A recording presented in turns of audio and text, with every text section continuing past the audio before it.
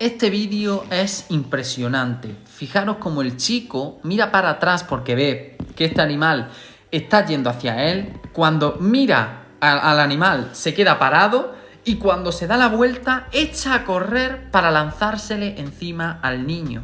Esto es la naturaleza. La naturaleza, depredador, depredado. Si no llega a estar ese cristal ahí en medio, ya podría el niño haber corrido, ya podrían ir a haber salvado al niño. Daba absolutamente igual. Ese niño, si no llega a estar ese cristal ahí en medio, fuera. No tendría ninguna oportunidad. Qué increíble es la naturaleza a veces y cómo va en contra de lo que nosotros pensamos muchas veces. Porque para nosotros hacerle daño a un niño es algo impensable, pero para un animal le da igual.